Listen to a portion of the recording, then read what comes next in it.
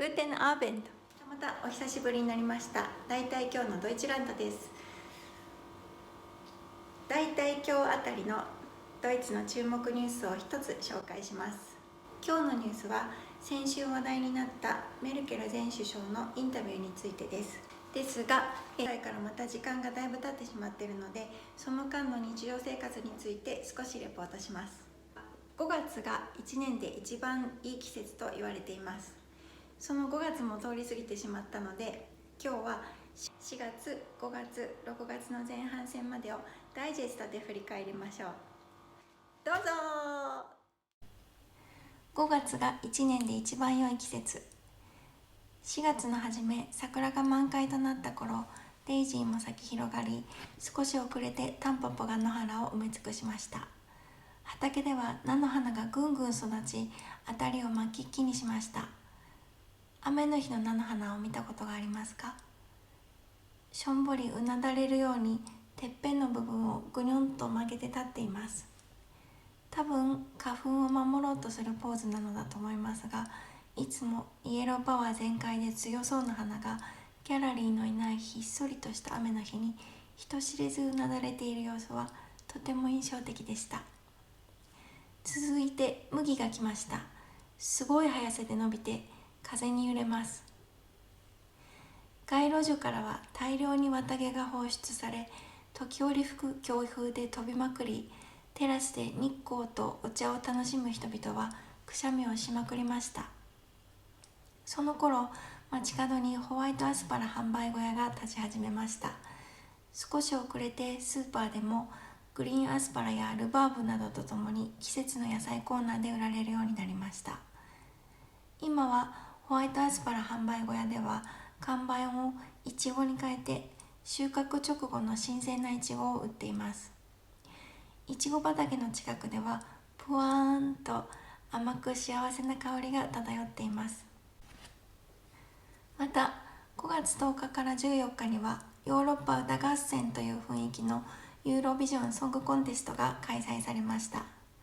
ユーロビジョンについてまだご存じない方は概要欄から去年配信したユーロビジョン2021についての動画を見つけてご覧ください。優勝したのはウクライナ代表のカルッシュオーケストラというグループでした。ウクライナ語のラップと伝統音楽、独特な笛の演奏とダンスが混ざったとてもかっこいいパフォーマンスでした。また5月19日にはサッカーの UEFA ヨーロッパリーグという大会でフランクフルトのチームが優勝し、街の中心地は大騒ぎになりました。アイントラフトフランクフルトでは2人の日本人選手、長谷部誠さんと鎌田大地さんも活躍しています。祝賀会のテレビ中継でもちゃんと映っていました。以上が街の様子です。続いて本題のニュースです。メルケル前首相、私が間違っていたと言わない。メルケル前首相、半年ぶりにパブリックに。6月7日、ベルリンで開かれたイベントで、アンゲラ・メルケル前首相がインタビューに応じました。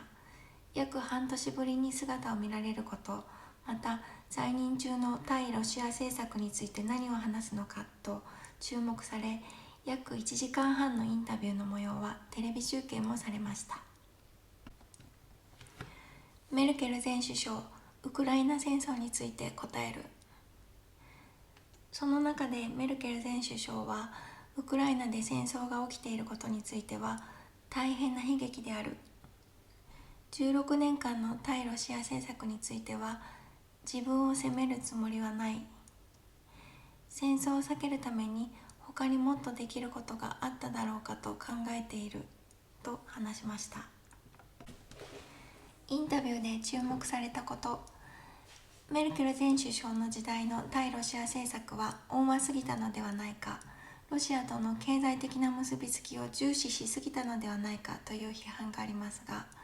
今回のインタビューで注目されたことは、それらの政策についてメルケル前首相から反省や後悔、または謝罪の言葉が聞かれるかどうかという点にありました。具体的に大きなポイントは、2008年 NATO へのウクライナ加盟が実現しそうだった時にドイツ・フランスの強い反対で見送られたことと、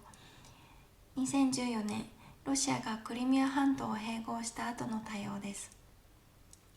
メルケル前首相は翌年の2015年にバルト三国、ウクライナ、ポーランドが大反対する中、天然ガス輸送用のノルドストリーム2の建設も承認しています。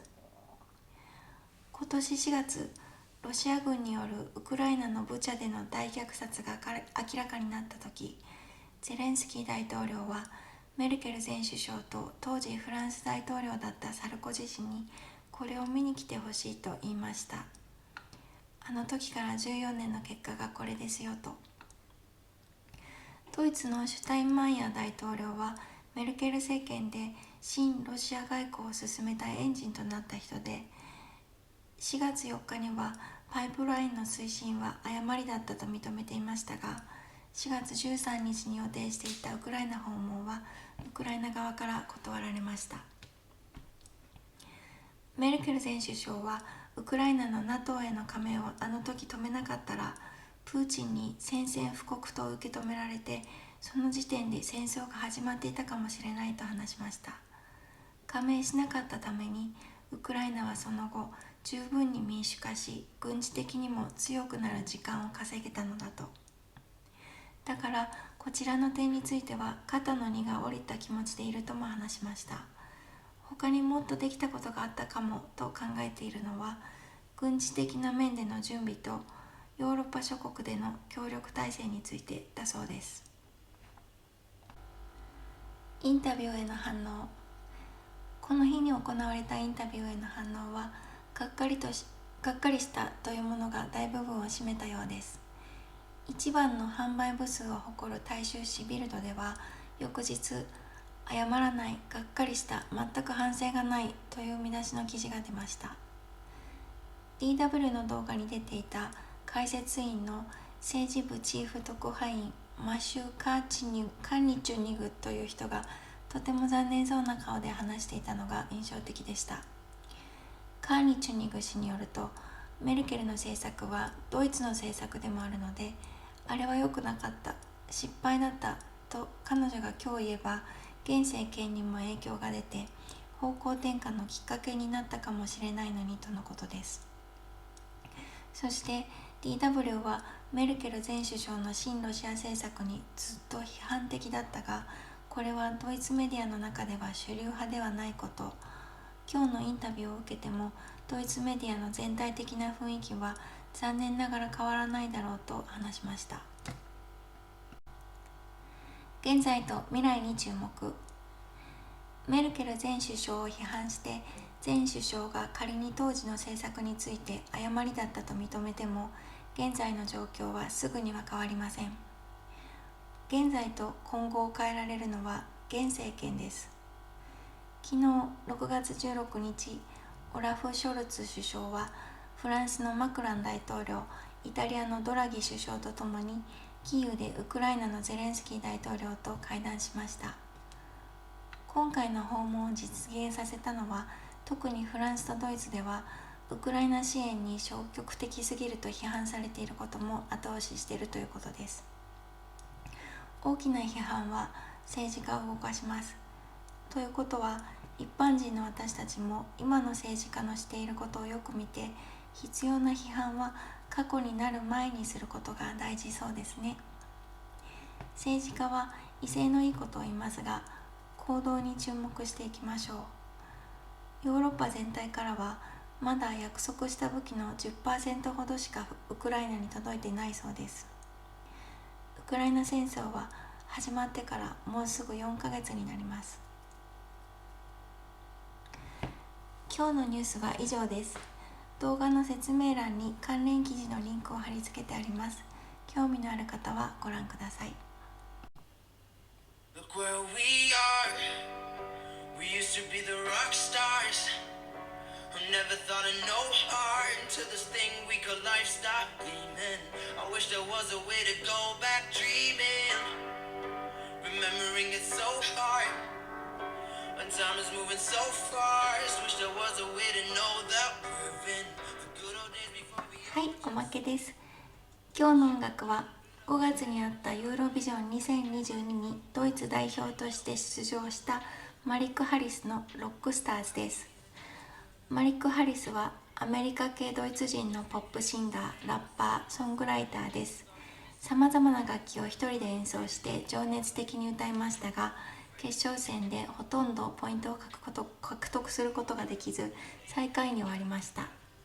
ユーロビジョンはオリンピックと同じように政治には関与しないことがルールとされていますが、この得票数の低さは審査員も視聴者もウクライナ戦争の件で協力的でないドイツへ票を入れたくなかったことが一因と思われています。アーティストの方は演奏の最後にギターの裏に書いたウクライナの国旗とピースという文字を見せて平和へのアピールをしていました。はい、続いて名言です。今日の名言は前回に引き続きアインシュタインの言葉です。発表します。昨日から学び、今日を生き、明日を信じる。いいですね。今日はこれで終わりです。皆さんお元気で。Bis zum nächsten Mal. Tschüss.